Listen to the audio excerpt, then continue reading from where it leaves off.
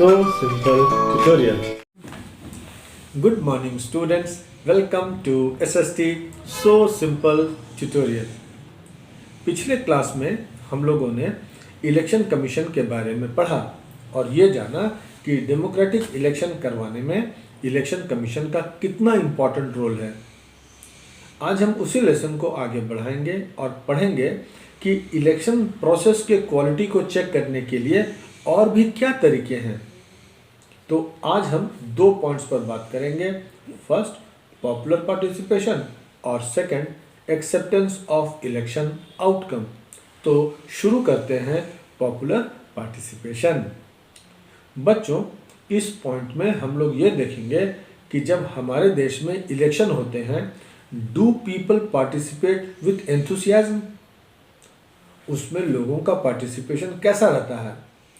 चुनाव को तो लोकतंत्र का महापर्व कहा जाता है, तो इस महापर्व में लोगों की भागीदारी कैसी होती है?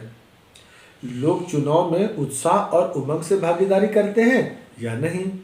तो इन बातों को समझने के लिए चलिए कुछ चार्ट देखते हैं। Voter turnout in India and the UK. बच्चों, पीपल पार्टिसिपेशन को आमतौर पर वोटर टर्नआउट फिगर से एक्सप्रेस किया जाता है। यह आपके लिए एक नया टर्म है। So what is meant by voters turnout? Voter turnout indicates the percent of eligible voters who actually cast their vote. मान लीजिए कि यदि किसी इलेक्शन में 100 लोग एलिजिबल वोटर हैं, पर वोट डालने पहुंचे सिर्फ 60 लोग, तो वोटर टर्नआउट हुआ 60%। ठीक है, अब चार्ट पढ़ते हैं। लास्ट 50 ईयर्स में बच्चों, यूरोप और नॉर्थ अमेरिका में वोटर टर्नआउट में गिरावट आई है। आप रेड कलर में ब्रिटेन को देख सकते हैं। जब हम 1991 से 2005 तक के चुनाव की ओर देखते हैं, तो ये फिगर 72 से होता हुआ पहुंच गया है। यहाँ स्पष्ट रूप से ग्राफ गिरता हुआ दिखाई दे रहा है।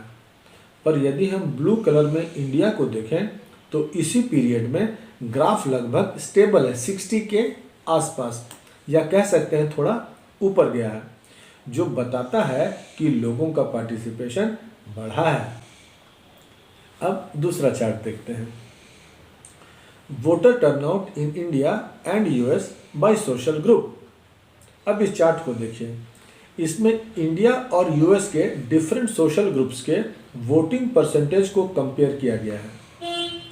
इंडिया में अपर कास्ट का टर्नआउट 56% है, ओबीसी का उससे ज़्यादा 58% है, और एससीज एंड एसटीज का सबसे ज़्यादा 60 और 61% है। वहीं यूएस में वाइट्स का सबसे ज़्यादा 60% है, ब्लैक्स का 56% और हिस्पैनिक्स का बहुत कम 28% है। इसका मतलब इंडिया में अमीर और बड़े लोगों की तुलना में पुअर, इलिटरेट और अंडर प्रिविलेज ज़्यादा संख्या में वोट करते हैं, जबकि अमेरिका में उल्टा है। वहाँ पुअर, ब्लैक मतलब अफ्रीकन अमेरिकन, और हिस्पैनिक्स अमीर लोगों की तुलना में कम वोट करते हैं। हिस्पैनिक्स का मतलब होता है people living in the US and speaking Spanish और फॉलोइंग स्पेनिश कल्चर। अब ये थर्ड स्लाइड देखिए। ये इंडिया का सर्वे है। Do you think your vote makes a difference? जब सर्वे में ये सवाल पूछा गया कि क्या आपको लगता है कि आपके वोट से फर्क पड़ता है, तो 67% लोगों का कहना है कि हाँ, लगता है। इंडिया में आम आदमी इलेक्शन को बहुत इम्पोर्टेंस देता है। उन्हें ऐसा लगता है कि इलेक्शन के जरिए अपने फेवर के पॉलिसी और प्रोग्राम के लिए वे पॉलिटिकल पार्टी पर दबाव डाल सकते हैं, और इस तरह वे मानते हैं कि देश चलाने में उनके वोट का महत्व है। चलिए एक और चार्ट देखते हैं। Those who participated in any election related activity in India। यहाँ हम लोग इलेक्शन से रिलेटेड किसी भी एक्टिविटी में पार्टिसिपेट करने वालों का परसेंटेज देख सकते हैं। यहाँ यह साफ साफ नज़र आता है कि साल दर साल इलेक्शन रिलेटेड एक्टिविटीज़ में पार्टिसिपेट करने वालों का परसेंटेज बढ़ रहा है।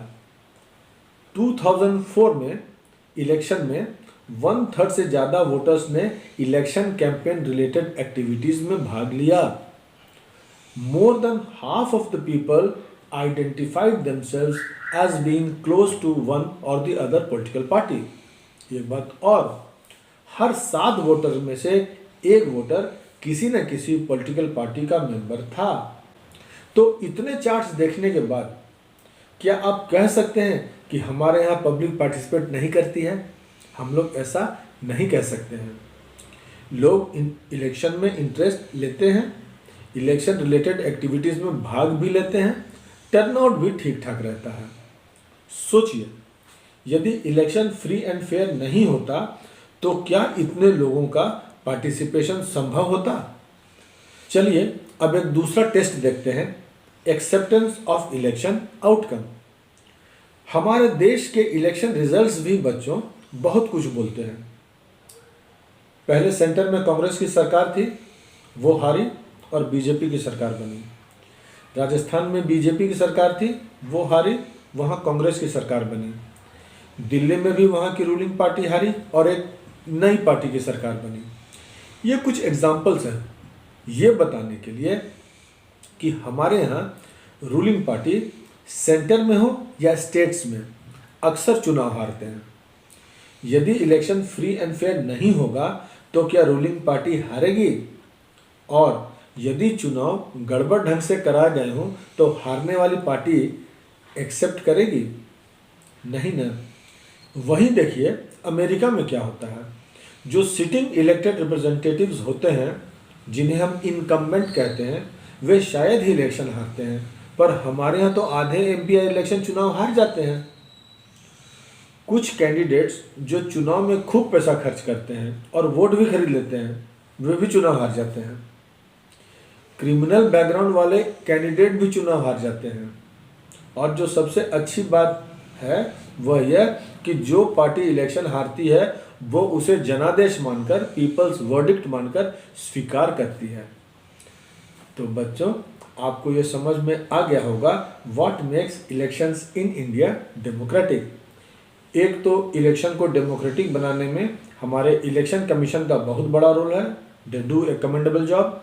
दूसरा, पॉपुलर पार्टिसिपेशन और एक्सेप्टेंस ऑफ इलेक्शन आउटकम भी इस बात को टेस्टिफाई करते हैं कि हमारे यहाँ इलेक्शन फ्री एंड फेयर होता है।